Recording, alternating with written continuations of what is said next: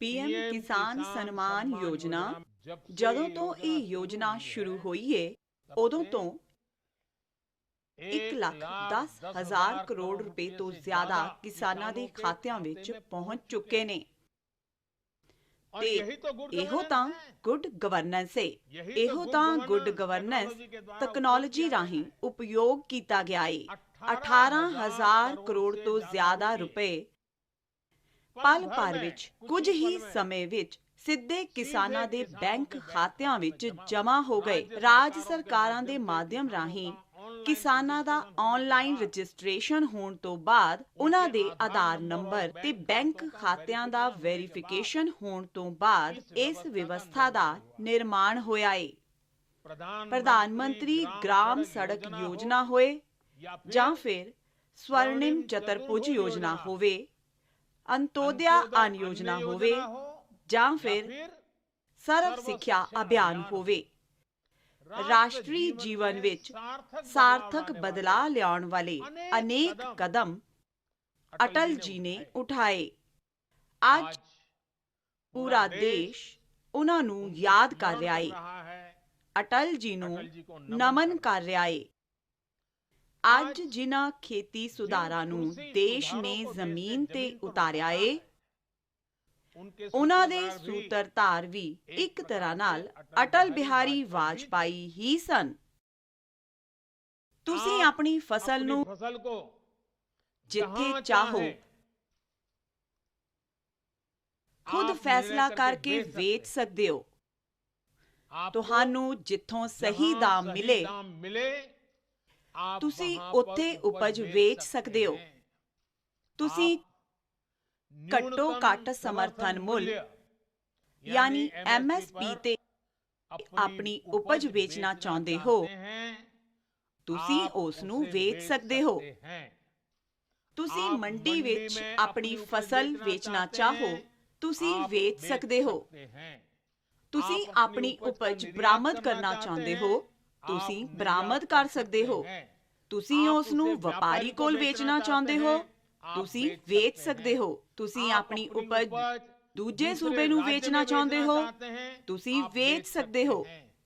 ਤੁਸੀਂ ਪੂਰੇ ਪਿੰਡ ਦੇ ਕਿਸਾਨਾਂ ਨੂੰ FPO ਦੇ ਮਾਧਿਅਮ ਨਾਲ ਇਕੱਠਾ ਕਰਕੇ ਆਪਣੀ ਪੂਰੀ ਉਪਜ ਨੂੰ ਇਕੱਠਿਆਂ ਵੇਚਣਾ ਚਾਹੁੰਦੇ ਹੋ, ਤੁਸੀਂ ਵੇਚ ਸਕਦੇ ਹੋ। ਤੁਸੀਂ ਬਿਸਕੁਟ, ਚਿਪਸ, ਜੈਮ, ਦੂਸਰੇ ਕੰਜ਼ਿਊਮਰ ਉਤਪਾਦਾਂ ਦੇ ਮੁੱਲ ਜਿਨ੍ਹਾਂ ਦਾ ਹਿੱਸਾ ਬਣਨਾ ਚਾਹੁੰਦੇ ਹੋ, ਤੁਸੀਂ ਇਹ ਵੀ ਕਰ ਸਕਦੇ ਹੋ।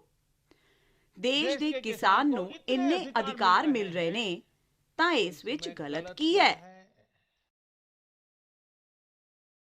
ਚੰਗੀ ਉਪਜ ਲਈ ਸੁਵਿਧਾਵਾਂ ਕਿਸਾਨਾਂ ਦੇ ਦਰਵਾਜ਼ਿਆਂ ਤੇ ਉਪਲਬਧ ਕਰਵਾਏਗਾ।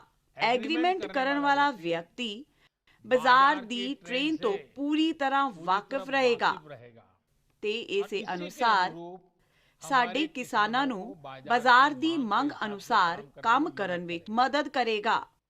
ਹੁਣ ਤੁਹਾਨੂੰ ਮੈਂ ਇੱਕ ਹੋਰ ਸਥਿਤੀ ਦੱਸਦਾ ਹਾਂ ਕਿ ਜੇਕਰ ਕਿਸੇ ਹੋਰ ਵਜ੍ਹਾ ਨਾਲ, ਕਿਸੇ ਪਰੇਸ਼ਾਨੀ ਦੀ ਵਜ੍ਹਾ ਨਾਲ ਕਿਸਾਨ ਦੀ ਉਪਜ ਚੰਗੀ ਨਹੀਂ ਹੁੰਦੀ ਜਾਂ ਫਿਰ ਬਰਬਾਦ ਹੋ ਜਾਂਦੀ ਏ, ਤਾਂ ਵੀ ਇਹ ਯਾਦ ਰੱਖੋ, ਤਾਂ ਵੀ ਜਿਸਨੇ ਐਗਰੀਮੈਂਟ ਕੀਤਾ ਸੀ ਉਸ ਨੂੰ ਕਿਸਾਨ ਨੂੰ ਉਪਜ ਦਾ ਜੋ ਦਾਮ ਨਿਰਧਾਰਿਤ ਹੋਇਆ ਸੀ ਉਸ ਨੂੰ ਉਹ ਦੇਣਾ ਹੀ ਪਵੇਗਾ।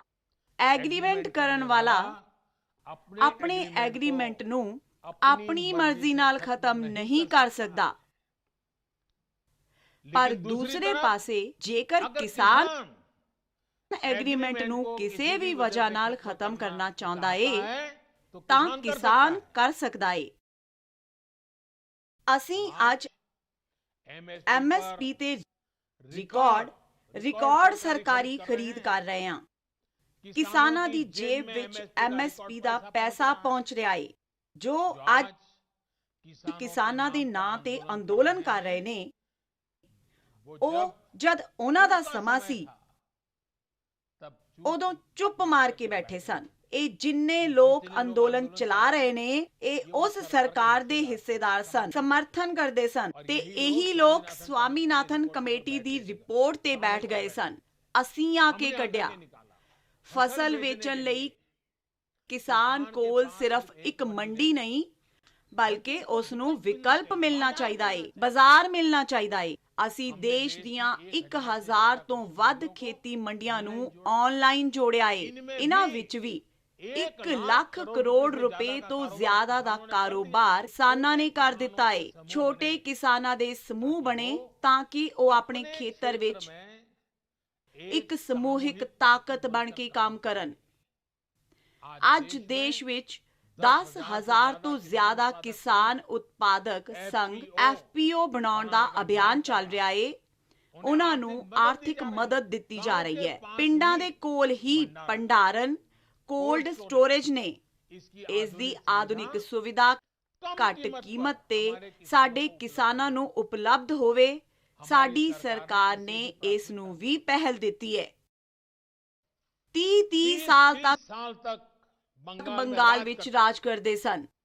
ਇੱਕ ਐਸੀ ਰਾਜਨੀਤਿਕ ਵਿਚਾਰਧਾਰਾ ਨੂੰ ਲਿਆ ਕੇ ਬੰਗਾਲ ਨੂੰ ਕਿੱਥੋਂ ਤੋਂ ਕਿੱਥੇ ਲਿਆ ਕੇ ਉਹਨਾਂ ਨੇ ਕੀ ਹਾਲਾਤ ਕਰਕੇ ਰੱਖ ਦਿੱਤੇ ਸਾਰਾ ਦੇਸ਼ ਜਾਣਦਾ ਏ। ਤੇ ਮਮਤਾ ਜੀ ਦੇ 15 ਸਾਲ ਪੁਰਾਣੇ ਭਾਸ਼ਣ ਸੁਣੋਗੇ ਤਾਂ ਪਤਾ ਚੱਲੇਗਾ ਕਿ ਇਸ ਰਾਜਨੀਤਿਕ ਵਿਚਾਰਧਾਰਾ ਨੇ ਬੰਗਾਲ ਨੂੰ ਕਿੰਨਾ ਬਰਬਾਦ ਕਰਕੇ ਰੱਖ ਦਿੱਤਾ। ਹੁਣ ਇਹ ਕਿਸ ਤਰ੍ਹਾਂ ਦੇ ਲੋਕ ਨੇ ਬੰਗਾਲ ਵਿੱਚ? ਉਹਨਾਂ ਦੀ ਪਾਰਟੀ ਹੈ, ਉਹਨਾਂ ਦਾ ਸੰਗਠਨ ਹੈ। 30 ਸਾਲ ਸਰਕਾਰ ਚਲਾਈ ਹੈ। ਕਿੰਨੇ ਲੋਕ ਹੋਣਗੇ ਉਹਨਾਂ ਕੋਲ? ਇੱਕ ਵਾਰ ਵੀ ਇਹਨਾਂ ਲੋਕਾਂ ਨੇ ਕਿਸਾਨਾਂ ਨੂੰ 2000 ਰੁਪਏ ਮਿਲਣ ਵਾਲਾ ਪ੍ਰੋਗਰਾਮ ਬੰਗਾਲ ਦੇ ਅੰਦਰ ਕੋਈ ਅੰਦੋਲਨ ਨਹੀਂ ਚਲਾਇਆ। ਜੇਕਰ ਤੁਹਾਡੇ ਦਿਲ ਵਿੱਚ ਕਿਸਾਨਾਂ ਲਈ ਇੰਨਾ ਪਿਆਰ ਸੀ, ਬੰਗਾਲ ਵਿੱਚ ਤੁਹਾਡੀ ਧਰਤੀ ਹੈ, ਤਾਂ ਤੁਸੀਂ ਆਪਣੇ ਬੰਗਾਲ ਵਿੱਚ ਕਿਸਾਨਾਂ ਨੂੰ ਨਿਆਂ ਦਿਵਾਉਣ ਲਈ ਪ੍ਰਧਾਨ ਮੰਤਰੀ ਕਿਸਾਨ ਸਨਮਾਨ ਯੋਜਨਾ ਦੇ ਪੈਸੇ ਕਿਸਾਨਾਂ ਨੂੰ ਦੇਣ ਲਈ ਕਿਉਂ ਅੰਦੋਲਨ ਨਹੀਂ ਕੀਤਾ? ਕਿਉਂ ਤੁਸੀਂ ਕਦੇ ਆਵਾਜ਼ ਨਹੀਂ ਉਠਾਈ? ਤੇ ਤੁਸੀਂ ਉੱਥੋਂ ਉੱਠ ਕੇ ਪੰਜਾਬ ਪਹੁੰਚ ਗਏ।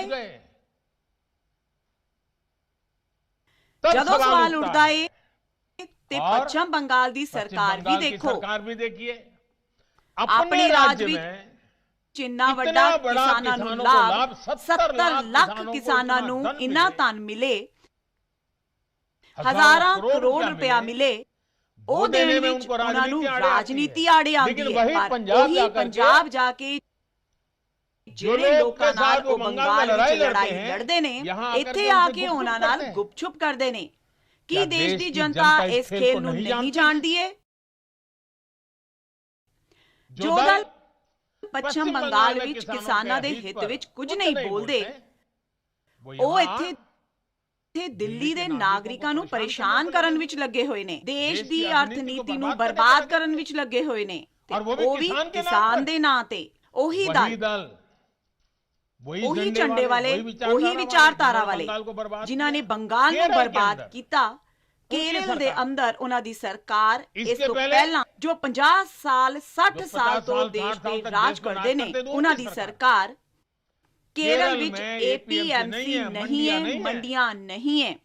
ਮੈਂ ਜ਼ਰਾ ਇਹਨਾਂ ਨੂੰ ਪੁੱਛਦਾ ਹਾਂ, ਇੱਥੇ ਫੋਟੋ ਖਿੱਚਣ ਦਾ ਕੰਮ ਕਰਦੇ ਨੇ, ਓਏ ਕੇਰਲ ਵਿੱਚ ਅੰਦੋਲਨ ਕਰਦੇ, ਉੱਥੇ ਤਾਂ APMC ਚਾਲੂ ਕਰਵਾਓ। ਪੰਜਾਬ ਦੇ ਕਿਸਾਨਾਂ ਨੂੰ ਗੁੰਮਰਾਹ ਕਰਨ ਲਈ ਤੁਹਾਡੇ ਕੋਲ ਸਮਾਂ ਹੈ। ਕੇਰਲ ਦੇ ਅੰਦਰ ਇਹ ਵਿਵਸਥਾ ਨਹੀਂ ਹੈ। ਜੇਕਰ ਇਹ ਵਿਵਸਥਾ ਚੰਗੀ ਹੈ ਤਾਂ ਕੇਰਲ ਵਿੱਚ ਕਿਉਂ ਨਹੀਂ ਹੈ?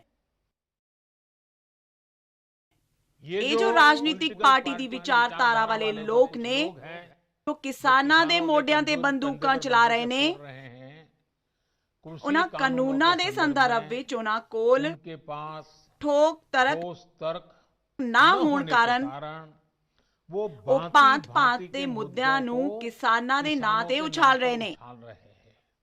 MSP ਵਗੈਰਾ ਦੇ ਬਾਜੂ ਵਿੱਚ ਕੀ ਚੱਲ ਰਿਹਾ ਏ?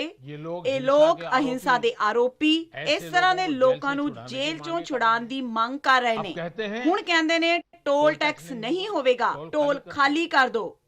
ਭਾਈ, ਕਿਸਾਨ ਦਾ ਵਿਸ਼ਾ ਛੱਡ ਕੇ ਨਵੀਂ ਜਗ੍ਹਾ ਤੇ ਕਿਉਂ ਜਾਣਾ ਪੈ ਰਿਹਾ ਏ? ਇਸ ਰਾਜਨੀਤਿਕ ਪਰਵਾਹ ਵਿੱਚ ਜਦੋਂ ਦੇਸ਼ ਦੀ ਜਨਤਾ ਨੂੰ ਉਹਨਾਂ ਨੇ ਨਕਾਰ ਦਿੱਤਾ ਏ, ਤਾਂ ਕੁਝ ਨਾ ਕੁਝ ਇਹੋ ਜਿਹੇ ਇਵੈਂਟ ਕਰ ਰਹੇ ਨੇ, ਇਵੈਂਟ ਮੈਨੇਜਮੈਂਟ ਹੋ ਰਿਹਾ ਏ ਤਾਂ ਕਿ ਕੋਈ ਸੈਲਫੀ ਲੈ ਲਵੇ, ਕੋਈ ਫੋਟੋ ਛਪ ਜਾਵੇ, ਕੋਈ ਟੀਵੀ ਤੇ ਦਿਖਾਈ ਦੇਈਏ ਤੇ ਉਹਨਾਂ ਦੀ ਰਾਜਨੀਤੀ ਚੱਲਦੀ ਜਾਵੇ। ਹੁਣ ਦੇਸ਼ ਨੇ ਉਹਨਾਂ ਲੋਕਾਂ ਨੂੰ ਵੀ ਦੇਖ ਲਿਆ ਏ, ਇਹ ਦੇਸ਼ ਦੇ ਸਾਹਮਣੇ ਐਕਸਪੋਜ਼ ਹੋ ਗਏ ਨੇ। ਇਹ ਲੋਕਤੰਤਰ ਦੇ ਕਿਸੇ ਪੈਮਾਨੇ ਨੂੰ, ਕਿਸੇ ਪੈਰਾਮੀਟਰ ਨੂੰ ਮੰਨਣ ਲਈ ਤਿਆਰ ਨਹੀਂ ਨੇ। ਇਹਨਾਂ ਨੂੰ ਸਿਰਫ ਆਪਣਾ ਲਾਭ, ਆਪਣਾ ਸਵਾਰਥ ਨਜ਼ਰ ਆ ਰਿਹਾ ਹੈ। ਤੇ ਮੈਂ ਜਿੰਨੀਆਂ ਗੱਲਾਂ ਦੱਸ ਰਿਹਾ ਹਾਂ, ਕਿਸਾਨਾਂ ਲਈ ਨਹੀਂ ਬੋਲ ਰਿਹਾ। ਕਿਸਾਨਾਂ ਦੇ ਨਾਂ ਤੇ ਆਪਣੇ ਝੰਡੇ ਲੈ ਕੇ ਜੋ ਖੇਡ ਖੇਲ ਰਹੇ ਨੇ, ਹੁਣ ਉਹਨਾਂ ਨੂੰ ਇਹ ਸਭ ਸੁਣਨਾ ਪਵੇਗਾ। ਅਖਬਾਰਾਂ ਤੇ ਮੀਡੀਆ ਵਿੱਚ ਜਗ੍ਹਾ ਬਣਾ ਕੇ ਰਾਜਨੀਤਿਕ ਮੈਦਾਨ ਵਿੱਚ ਖੁਦ ਦੇ ਜ਼ਿੰਦਾ ਰਹਿਣ ਦੀ ਜੜੀ ਬੂਟੀ ਖੋਜ ਰਹੇ ਨੇ। ਪਰ ਦੇਸ਼ ਦਾ ਕਿਸਾਨ ਉਹਨਾਂ ਨੂੰ ਪਛਾਣ ਗਿਆ ਹੈ। ਹੁਣ ਦੇਸ਼ ਦਾ ਕਿਸਾਨ ਉਹਨਾਂ ਨੂੰ ਇਹ ਜੜੀ ਬੂਟੀ ਕਦੇ ਦੇਣ ਵਾਲਾ ਨਹੀਂ ਹੈ। ਜੋ ਇੰਨੇ ਸਾਲਾਂ ਤੱਕ ਸੱਤਾ ਵਿੱਚ ਰਹੇ, ਉਹਨਾਂ ਨੇ ਇਹਨਾਂ ਕਿਸਾਨਾਂ ਨੂੰ ਆਪਣੇ ਹਾਲ ਛੱਡ ਦਿੱਤਾ ਸੀ। ਚੋਣਾਂ ਹੁੰਦੀਆਂ ਰਹੀਆਂ, ਸਰਕਾਰਾਂ ਬਣਦੀਆਂ ਰਹੀਆਂ, ਰਿਪੋਰਟਸ ਆਉਂਦੀਆਂ ਰਹੀਆਂ, ਆਯੋਗ ਬਣਦੇ ਰਹੇ, ਵਾਅਦੇ ਕਰੋ ਭੁਲਾ ਦੋ, ਕਰੋ ਭੁਲਾ ਦੋ, ਇਹੀ ਸਭ ਹੋਇਆ। ਪਰ ਕਿਸਾਨ ਦੀ ਸਥਿਤੀ ਨਹੀਂ ਬਦਲੀ। ਨਤੀਜਾ ਕੀ ਹੋਇਆ? ਗਰੀਬ ਕਿਸਾਨ ਹੋਰ ਗਰੀਬ ਹੁੰਦਾ ਗਿਆ। ਕੀ ਦੇਸ਼ ਵਿੱਚ ਇਸ ਸਥਿਤੀ ਨੂੰ ਬਦਲਣਾ ਜ਼ਰੂਰੀ ਨਹੀਂ ਸੀ? ਮੇਰੇ ਕਿਸਾਨ ਭਾਈਓ ਤੇ ਭੈਣੋ, 2014 ਵਿੱਚ ਸਰਕਾਰ ਬਣਨ ਤੋਂ ਬਾਅਦ ਸਾਡੀ ਸਰਕਾਰ ਨੇ ਨਵੀਂ ਅਪਰੋਚ ਨਾਲ ਕੰਮ ਕਰਨਾ ਸ਼ੁਰੂ ਕੀਤਾ। ਅਸੀਂ ਦੇਸ਼ ਦੇ ਕਿਸਾਨ ਦੀ ਛੋਟੀ ਦਿੱਕਤ ਨੂੰ ਤੇ ਖੇਤੀ ਦੇ ਆਧੁਨਿਕੀਕਰਨ, ਉਸ ਨੂੰ ਭਵਿੱਖ ਦੀਆਂ ਜ਼ਰੂਰਤਾਂ ਲਈ ਤਿਆਰ ਕਰਨ, ਦੋਵਾਂ ਤੇ ਨਾਲੋਂ ਨਾਲ ਧਿਆਨ ਦਿੱਤਾ। ਅਸੀਂ ਬਹੁਤ ਸੁਣਦੇ ਸੀ।